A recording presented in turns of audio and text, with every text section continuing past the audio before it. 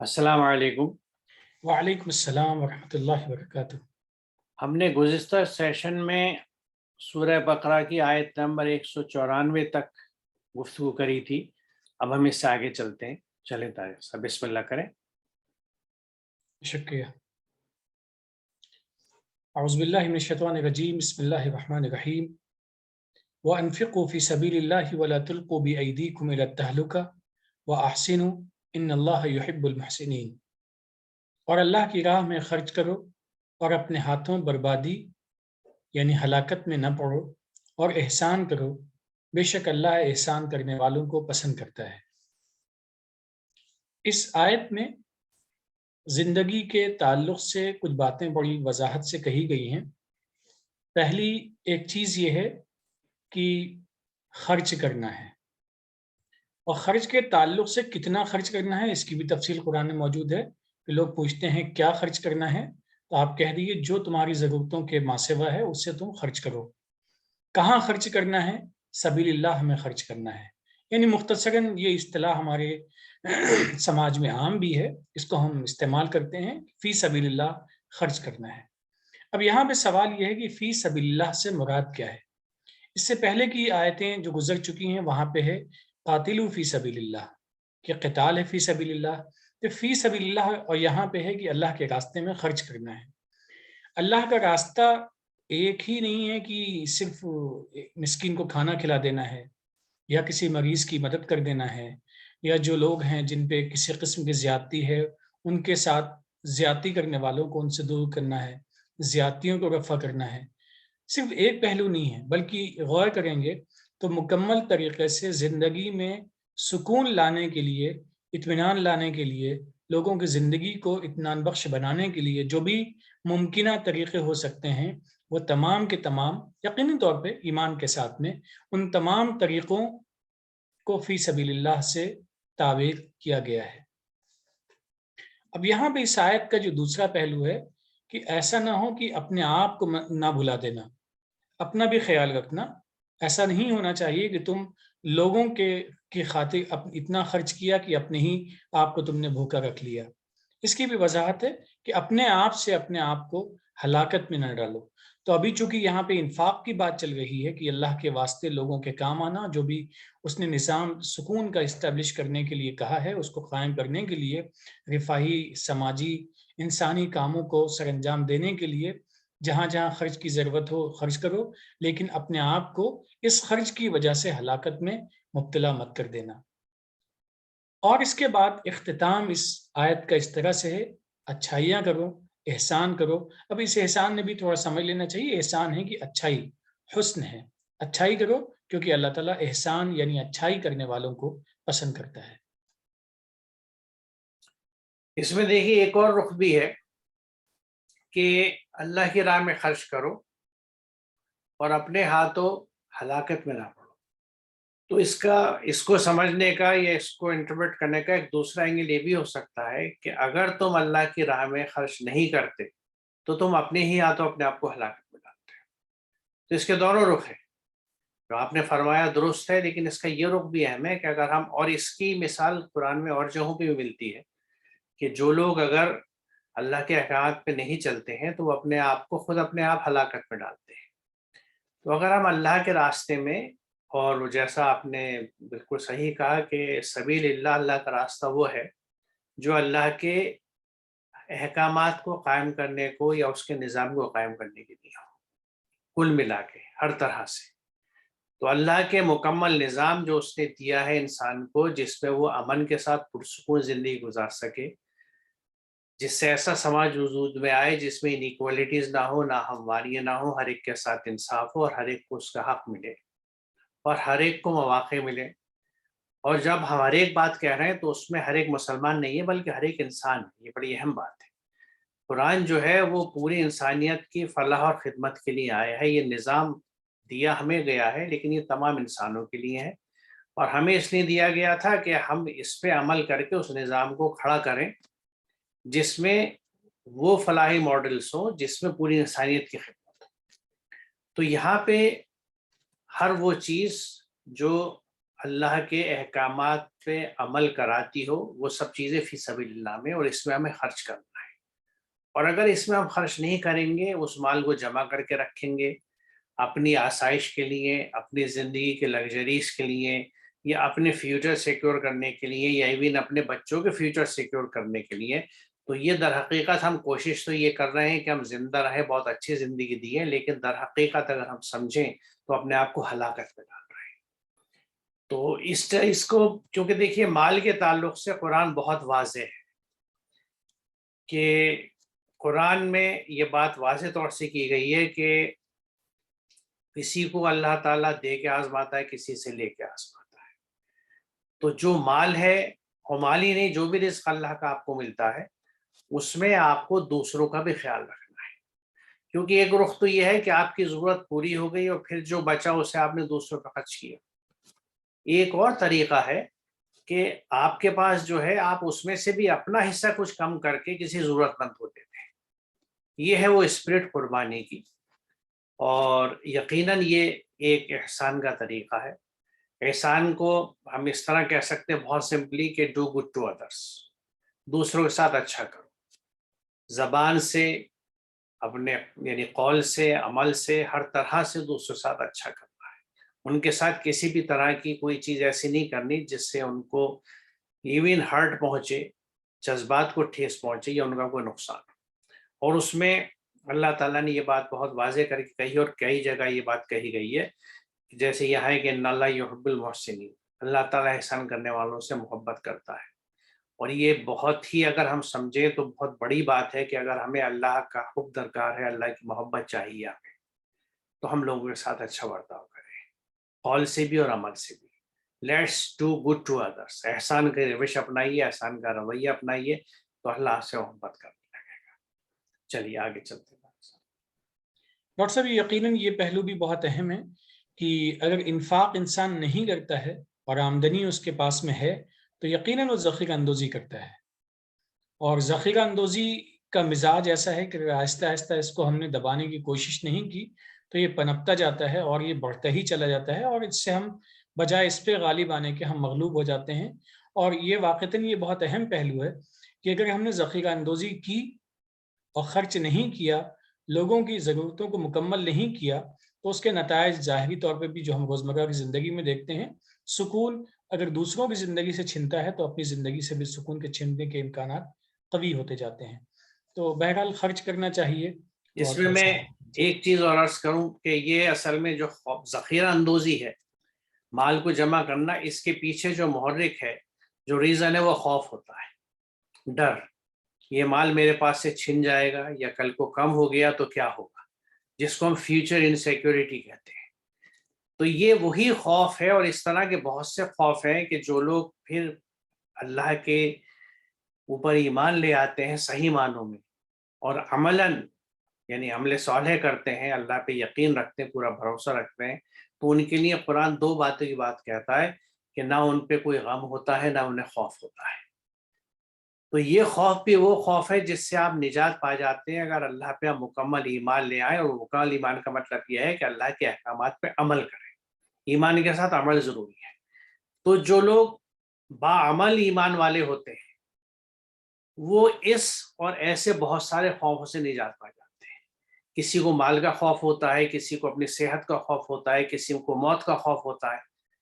اتنے خوف اور اتنے ڈر ہیں کہ یہ آج کے زمانے میں خاص طور سے ایک نفسیاتی بیماریاں بن چکے ہیں۔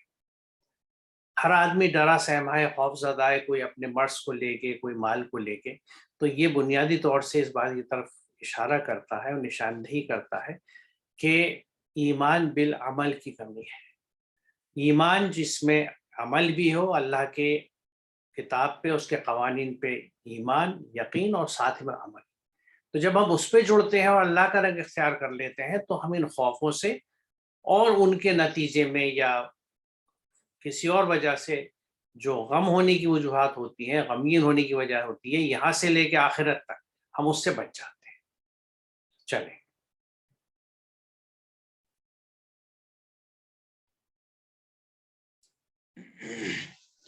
وَأَتِمُّ الْحَجَّ وَالْعُمْرَةَ لِلَّهِ فَإِنْ أُحْصِرْتُمْ فَمَا اسْتَيْسَرَ مِنَ الْهَدْيِ ولا تحلقوا رؤوسكم حتى يبلغ الهدي محله فمن كان منكم مريضا أو به أذى من رأسه ففدية من صيام أو صدقة أو نسك فإذا أمنتم فمن تمتع بالعمرة إلى الحج فما استيسر من الهدي فمن لم يجد فصيام 3 أيام في الحج و7 إذا رجعتم تلك 10 كاملة ذلك لمن لم يكن أهله حاضر المسجد الحرام واتقوا الله واعلموا أن الله شديد العقاب۔ اس آیت کے ترجمے سے پہلے ایک چیز عرض کر دیں کہ اس آیت میں حج کے تعلق سے چند تفصیلی باتیں کہی گئی ہیں، تو ترجمہ بھی بہت ہی دھیان سے سن لیا جائے تو مزید شرح کی ضرورت نہیں پڑے گی۔ اور حج اور عمرے کو خواہش اور نام نمود ذاتی اغراض اور اپنے وضع کردہ طور طریقوں سے ہٹ کر اللہ ہی کے لیے پورا کرو۔ پھر اگر تم روک دیے جاؤ تو جو ہدیہ یعنی جانور یا دیگر ہدیات میسر آئیں اس سے مرکز پہنچا دو، اور جب تک ہدیہ اپنی جگہ نہ پہنچ جائے اس وقت تک اپنے سر نہ منڈواؤ، اپنے آپ کو فارغ نہ جانو۔ تم میں سے اگر کوئی بیمار ہو یا اس کے سر میں کوئی تکلیف ہو اور مجبوراً سر منڈوا نہ سکے تو اس کا فدیہ ایک صیام ہے یا صدقہ نکالے، یعنی کسی ضرورت مند کی کوئی ضرورت پوری کر دے۔ اللہ سے قربت کے لیے کوئی نیکی کا کام عملی خدمت مرکز میں کرے، پھر جب تم امن میں ہو یعنی رکاوٹ دور ہو جائے تو حج کے ساتھ عمرے کا فائدہ بھی اٹھائے تو ہدیہ میسر ہو دے، اور جو نہ پائے یعنی نہ کر سکے وہ حج کے ساتھ 3 صیام مکمل کرے، اور گھر واپس جا کے 7 صیام، وہ 10 پورے ہو جائیں گی۔ یہ سہولت ان کے لیے ہے جن کے گھر والے مسجد حرام کے پاس میں نہ ہوں۔ اللہ کا تقوی اختیار کرو، حج و عمرے سے متعلق اللہ کے احکامات کی اتباع کرو، اور جان لو کہ اگر تم ایسا نہیں کرو گے تو اللہ شدید عذاب دینے والا ہے۔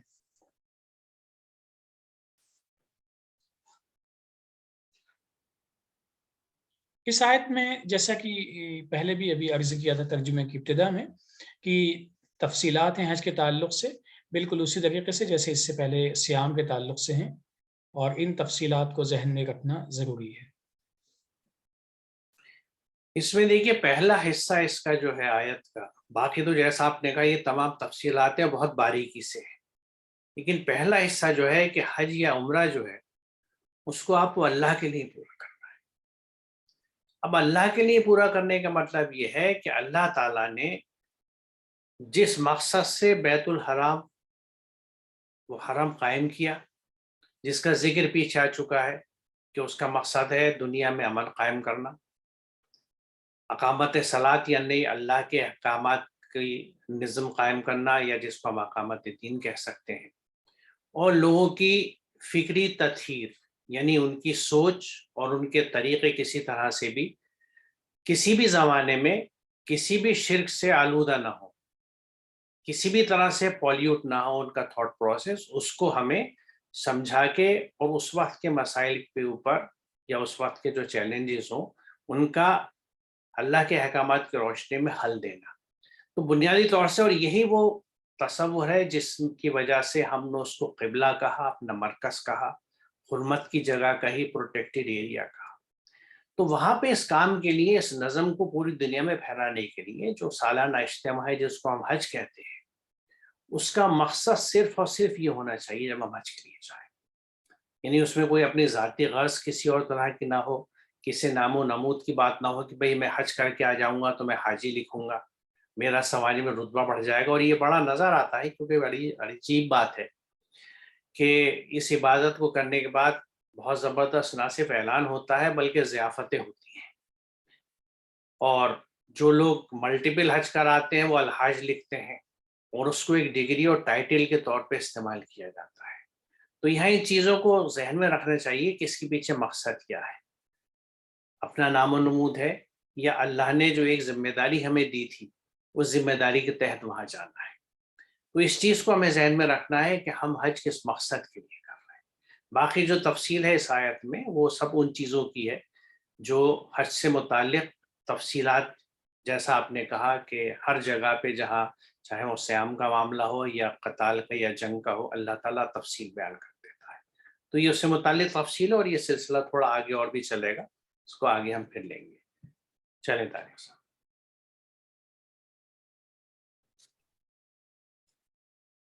الحج اشہر معلومات فمن فرض فيهن الحج فلا رفث ولا فسوق ولا جدال في الحج وما تفعلوا من خير يعلمه الله وتزودوا فإن خير الزاد التقوى واتقون يا أولي الألباب.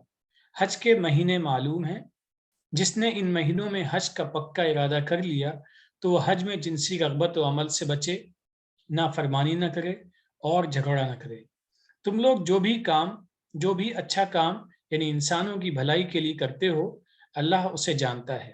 سفر کا سامان ساتھ کر لو، پس بے شک بہتر سامان سفر تو تقوی ہے. اے عقل والو میرے متقی بن جاؤ.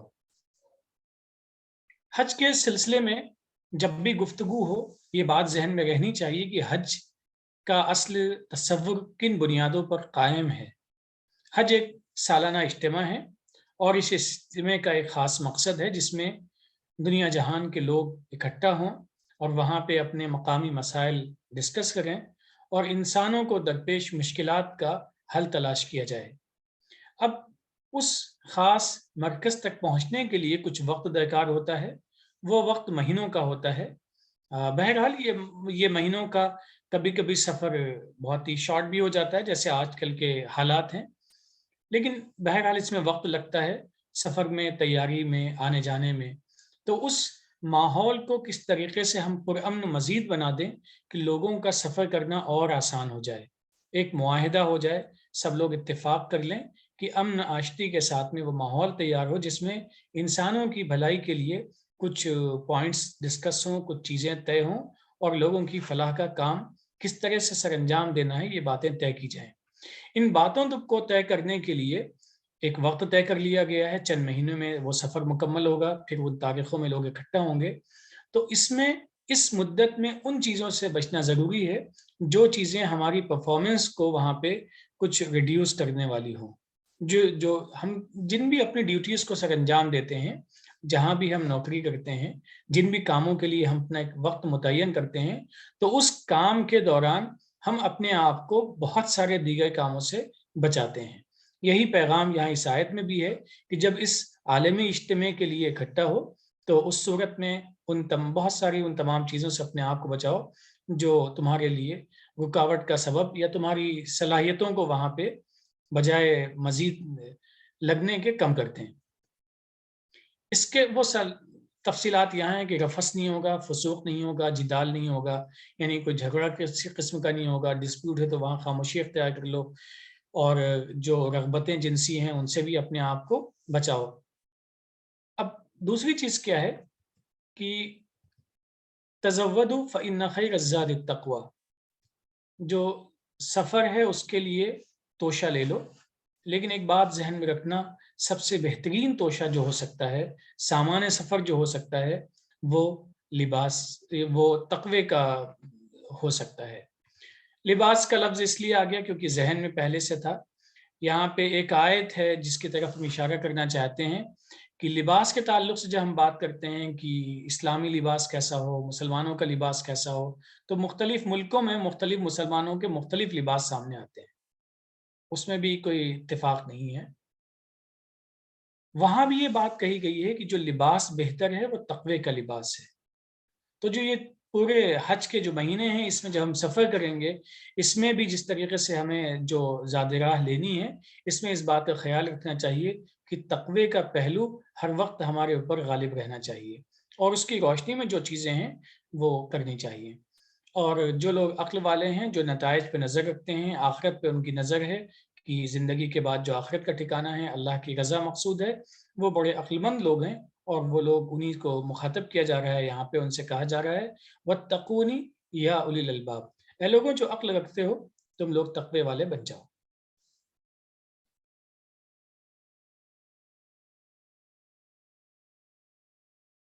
یہاں جن تین چیزوں سے بچنے کے لیے کہا گیا ہے، رفث، فسوق اور جدال، کہ کسی بھی طرح کی گفتگو یا ایسی سوچ یا اورینٹیشن جس میں کسی بھی طرح کی جنسی رغبت ہو یا اس کو کمیونیکیٹ کرنا ہو، اس سے بچنا ہے.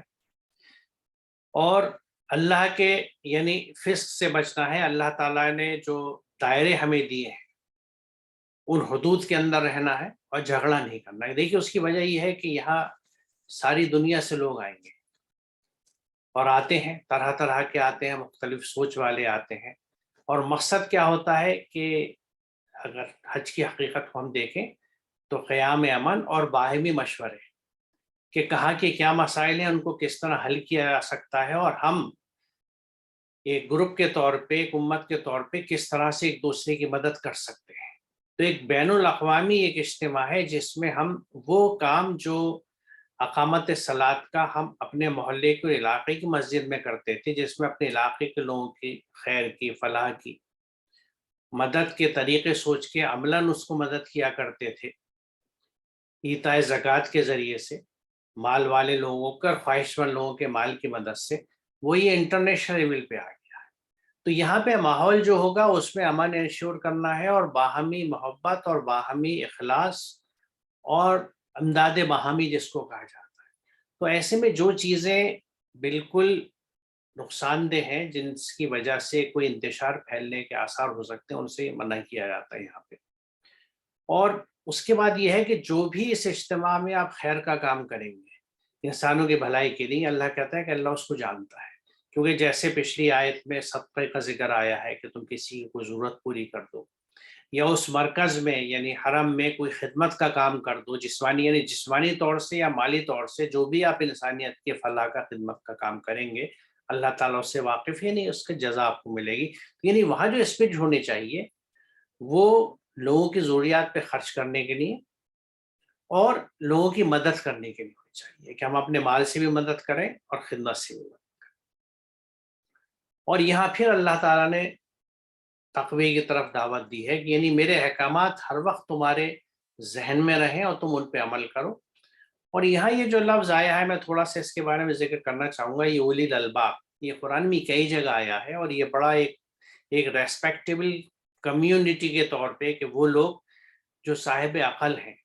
تو یہاں ایک تھوڑا سا ایک یعنی سمجھیے کہ اسپیشلٹی ہے کہ لب و عقل کو کہتے ہیں. وہ عقل، اچھا اس کی جمع الباب ہے.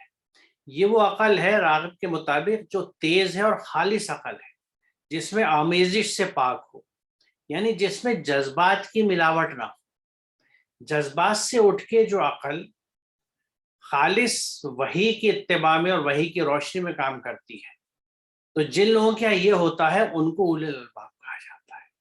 یعنی وہ عقل ہے جس میں جذبات کی آمیزش نہیں ہوتی. اور ایسے لوگ جب اللہ کی ہدایت کے تحت، اللہ کے احکامات کے تحت کام کرتے ہیں، یعنی تقوی اختیار کرتے ہیں، تو ان کی عقل وہ عقل ہوتی ہے جس میں جذبات کی ملاوٹ نہیں ہوتی اور وہ وحی کی روشنی میں کام کرتی ہے. دیکھیے جذبات کی ملاوٹ نہ ہو کے بھی عقلیں ہوتی ہیں، اور وہ اگر اللہ کے بتائے ہوئے راستے پہ یعنی وحی کی ہدایت میں کام نہیں کرتی، تو وہ عقلیں جس طرح فوکس ہو جائیں بہت خطرناک ہو کے اس رخ پہ کام کرتی ہیں. کیونکہ کوئی جذبات نہیں ہوتے، اس لیے بالکل روتھ لیسلی جو چیز بھی ان کی پالیسیز کے لیے کے تحت ان کے مقصد کے حصول کے لیے درکار ہوتی ہے وہ اس پہ کرتے ہیں کام، ایک سنگل پوائنٹ اورینٹیشن کے حساب سے. اس کے برخلاف جو عقل خالص ہو اور وحی کی روشنی میں کام کرے تو وہ پوری انسانیت کے لیے فائدہ مند ہوتی ہے. کیونکہ وحی کی روشنی یعنی وحی کی ہدایت، اللہ کے کلام کی ہدایت، اللہ کی ہدایت پوری انسانیت کے لیے ہے. وہ پوری انسانیت کی فلاح کی بات کرتی ہے، وہ محض مسلمانوں کی، ایمان لانے والوں کی ہدایت کی بات نہیں کرتی. تو یہاں اس چیز کو ہمیں نوٹ کرنا ہے کہ یہ چیز جو ہے اللہ تعالیٰ نے ایڈریس کی ہے، اور یہ پھر یہاں پہ ایمفیسس ہے کہ تم اللہ کے احکامات پہ 100% عمل کر کے چلو، یعنی متقی بنو. چلیے آگے چلتے ہیں.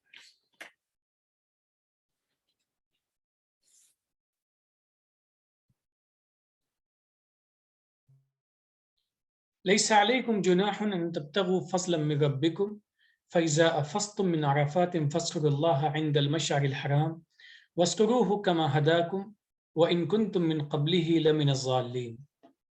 تم پر کوئی حرج نہیں کہ تم اپنے رب کا فضل تلاش کر لو، یعنی اس دوران کچھ معیشت کی کوشش کر لو.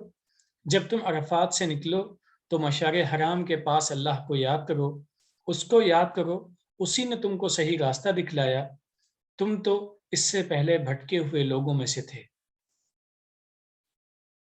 اس آیت میں جو سب سے پہلا جملہ ہے اس کو تھوڑا رک کر سمجھنے کی ضرورت ہے، اور اس سے پہلے بھی ایک بات عرض کرتے چلیں کہ ہم لوگ بسا اوقات عبادت کا مطلب یہ سمجھتے ہیں کہ بالکل تمام چیزوں سے کٹ کر کسی کونے میں یکسو ہو جائیں اور اپنی بنیادی ضرورتوں کو بھی بھلا دیں، بلکہ بعض لوگ تو اس حد تک جرأت کرتے ہیں، کہتے ہیں کہ بنیادی ضرورتوں کو بھلا دینا ہی اصل فنا فی اللہ ہے۔ قرآن اس سلسلے میں بہت ہی صاف ہے۔ قرآن کہتا ہے کہ دنیا کے سلسلے میں جو تمہارا نصیب ہے، تمہارا حصہ ہے، اس کو مت بھلانا۔ دنیا کو جینا ہے، لیکن جیسے ہم نے کہا ہے ویسے جیو، لا تنسا نصیبک من الدنیا۔ اب حج کے لیے کچھ مہینوں کا وقت درکار ہے، ایک سفر ہے، ایک جگہ سے دوسری جگہ منتقلی ہے۔ جو لوگ وہیں کے رہنے والے ہیں ان کی الگ بات ہے، لیکن کوئی دنیا کے کسی دوسرے خطے سے حج کرنے جاتا ہے تو ایک طویل سفر اس کو درکار ہوتا ہے۔ اس دوران ضروری نہیں کہ اس کے لیے مال و متاع کا پہلے سے اویلیبل ہو، چیزیں پہلے سے مہیا ہوں۔ اب اس صورت میں اسے کسب معاش کی ضرورت پیش آئے تو یقینی طور پہ اسے کسب معاش کر لینا چاہیے۔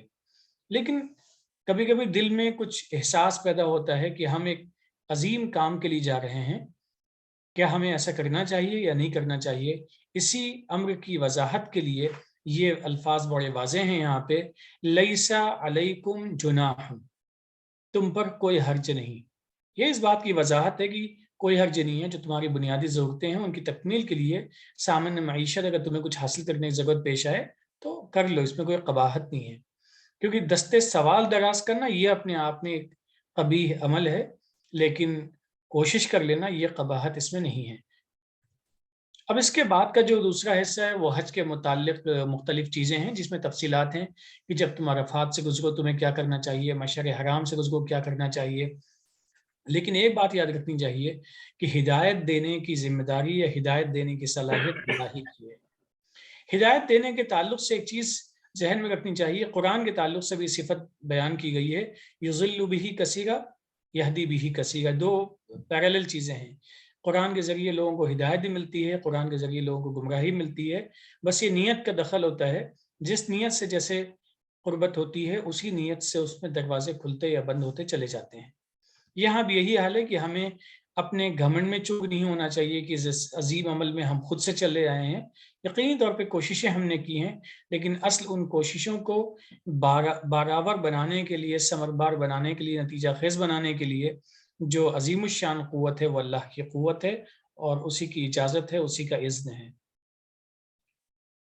وَإِن كُنتُم مِّن قَبْلِهِ لَمِنَ الضَّالِّينَ۔ اب اس میں یہ ضالین کا مطلب کیا ہے؟ یعنی ممکن ہے ادھر ادھر تھے، یکسو نہیں تھے، اپنے جو اعمال تھے اجتماعی نظام کے لیے جو چیزیں ضروری تھیں ان میں سے ایک اہم عمل حج ہے، اب تم کو اللہ نے توفیق دی ہے، اس کی توفیق سے تم یہاں پہنچے ہو۔ تو اس آیت میں ہمیں دو باتیں یاد رکھنی چاہیے۔ پہلی چیز، ہمیں تکبر اور کبر کا شکار نہیں ہونا چاہیے، بلکہ جو کچھ بھی ہدایت وہاں پہنچنے کی ملی ہے وہ اللہ کی طرف سے ہے، اور ساتھ ہی ساتھ کسب معاش کی اہمیت کو بھی کبھی نہیں بھلانا چاہیے، یہ بھی ایک زندگی کا اہم حصہ ہے۔ اور حتیٰ کہ اگر ہم کسی اہم فریضے کی ادائیگی کے لیے چل پڑے ہیں، نکلے ہیں اور راستے میں ضرورت ہے، تو اس میں بھی ہمیں متردد اور تردد کے شکار نہیں ہونا چاہیے، کنفیوز نہیں ہونا چاہیے، بلکہ اپنی ضرورتوں کو بحسن خوبی انجام دینے کے لیے کسب معاش کر لینے میں کوئی حرج نہیں ہے۔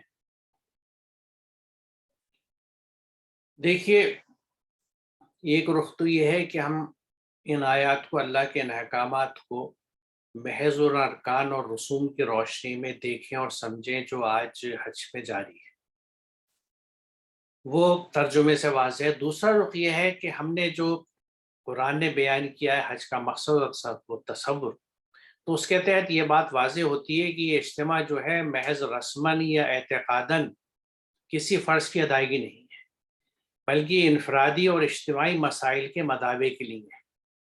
لہٰذا وہاں آپ کاروبار کی شکل میں کاروبار کچھ کریں، اپنے لیے آمدنی کا ذریعہ کریں، کچھ کاروباری گفتگو کریں، یا دوسری جگہوں سے آئے ہوئے لوگ یا جماعتوں کے ساتھ کاروباری معاہدے کریں، یہ سب چیزیں یہاں پہ ہو سکتی ہیں اور ہونی چاہیے اگر حج کے اس بڑے تصور کی ہم بات کریں جس کے لیے یہ اجتماع کیا گیا تھا. یہ محض رسم یا ارکان کے لیے نہیں تھا جس میں لوگ اتنا مال اور پیسہ خرچ کرتے اور وقت خرچ کے وہاں جائیں.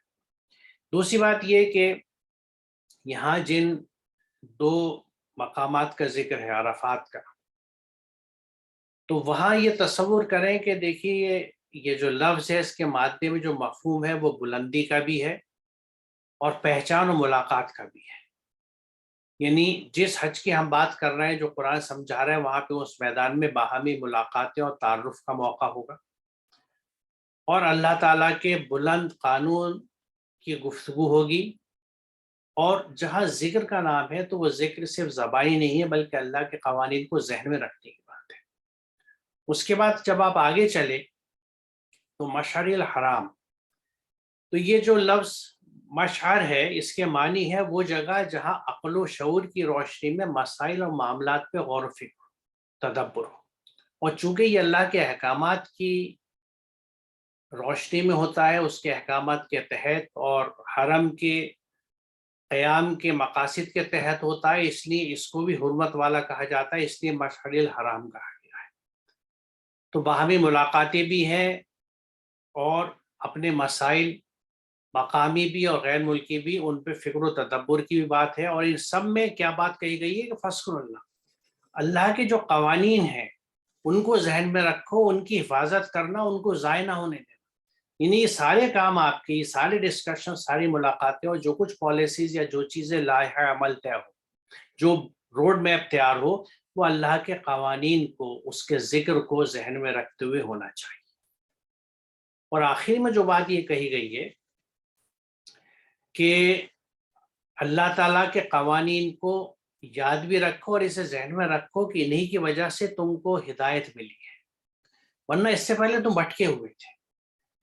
کیونکہ اگر آپ پہلے کا حرم دیکھیں تو اس پہ مشرکین اور وہ جو کافر تھے وہ بھی حج کرتے تھے، وہ اجتماع ہوتے تھے، اور اس میں کس طرح کی چیزیں ہوتی تھیں، کس طرح کی رسمیں ہوتی تھی، بے مقصدیت تھی، کوئی مقصد نہیں تھا، عجیب عجیب انداز سے تھے، کوئی بہانہ ہو کے طواف کرتا تھا. تو یہ سب چیزیں تھیں کیونکہ مقصدیت نہیں تھی، ایک رسم تھی اور ایک طرح سے سیلیبریشن تھا. تو یہاں یہ بات کہی جا رہی ہے کہ تم بھٹکے ہوئے تھے، لیکن اللہ تعالیٰ نے جو ہدایت تمہیں بھیجی ہے اپنے ذکر کی شکل میں، اپنے قوانین کی شکل میں، اس نے تمہیں وہ صحیح راستہ دکھایا ہے کہ اس حج کی معنویت کیا ہے، اس کی اہمیت کیا ہے، اور کس طرح سے یہ تمہیں پوری دنیا میں کمیونٹی کے طور پہ اکٹھا کرتی ہے. ایک ایسی کمیونٹی جو پوری انسانیت کے فلاح و بہبود کے لیے سوچتی ہے. The people who think for the welfare of the entire humanity. اور وہ وہاں پہ یہ طے کرتے ہیں کہ یہ فلاح کے کام کس طرح سے ہوں گے، اور ساتھ ہی ساتھ وہ اس بات کو یقینی بناتے ہیں کہ پوری دنیا میں امن قائم رہے، جہاں پہ جھگڑے ہیں ان کو وہاں لا کے سالو کیا جائے، پلاننگ ہو، پالیسی میکنگ ہو اور اس کے امپلیمنٹیشن کا نظم ہو. تو حقیقت یہ ہے کہ اتنا بڑا ایک بہت ہی وائبرنٹ سینٹر جس کی پوری برانچز، جس کی بات جیسے میں نے بارہا ہی عرض کیا ہے کہ حرم سے لے کے علاقے کی مسجد تک. اور دیکھیے یہ اسٹرکچرز ہر اس ملک میں قائم ہے جہاں مسلمان ہیں. مساجد بھی ہیں اور چھوٹی مساجد بھی ہیں جہاں روزمرہ کی نماز ہے، اور بڑی مساجد بھی ہیں جہاں جمعے کی نماز ہے. وہ عیدگاہیں بھی ہیں جہاں یہ سالانہ اجتماعات ہیں عیدین کے، اور پھر وہ حرم ہے. تو ایک طرح سے دیکھیے تو اس سینٹر کو اگر اس طرح سے وائبرنٹ کریں تو اس پورے نیٹ ورک سے وہ پورا کام پھیل سکتا ہے کہ جو پالیسی، جو چیز کسی علاقے کے لیے وہاں طے ہوتی ہے اس کا میسج گلی محلے کی مسجد تک جاتا ہے اور اس کے حساب سے وہاں کام ہوتا ہے، اور وہیں سے پھر وہ چیز سینٹر تک جاتی ہے. یعنی یہ ٹو وے ٹریفک رہتا ہے کہ مسائل جو ہیں وہ جب اپنے ہاں نہیں حل ہوتے تو بڑے لیول پہ بڑی جماعت میں، کیونکہ ہمارے یہاں جو سوچ ہے، جو قرآن کی تعلیم ہے وہ مشورے کی ہے، تو آپ بڑے اجتماع میں مشورہ کریے زیادہ لوگوں کے بیچ میں، اور عقل و شعور کے ساتھ مشورہ کیجیے، اللہ کے احکامات کی ہدایت کی روشنی میں مشورہ کیجیے، اور پھر کسی نتیجے پہ پہنچیے، کوئی روڈ میپ تیار کیجیے اور اس کو اس وقت کے، اس دور کے مسائل کو حل کرنے کے لیے استعمال کریے. تو یہ تو وہ مقصدی والی بات ہے، ورنہ باقی تو جو رسوم ہے اس میں بھی بیان کی گئی ہے کہ آپ کو عرفات میں کیا کریں گے، آپ مشعر الحرام میں کیا کرتے ہیں، وغیرہ وغیرہ. تو وہ چیزیں اپنی جگہ ہیں، لیکن ہمیں اس بات پہ اس کو ذہن میں رکھنا چاہیے کہ کیا مقصدیت تھی، ایک لارجر اس کا پرسپیکٹو بھی کیا ہے، اور بڑا اس کا مقصد کیا ہے جس کے تحت یہ چیز اور یہ سالانہ اجتماع ہوتا ہے۔ چلیے آگے چلتے ہیں۔ یہی رک جاتے ہیں۔ اچھا، بہتر ہے۔ تو انشاءاللہ پھر یہ آیت نمبر 198 تھی، اگلے سیشن میں انشاءاللہ ہم اس سے آگے چلیں۔ وآخر دعوانا الحمدللہ رب العالمین۔ السلام علیکم۔ وعلیکم السلام۔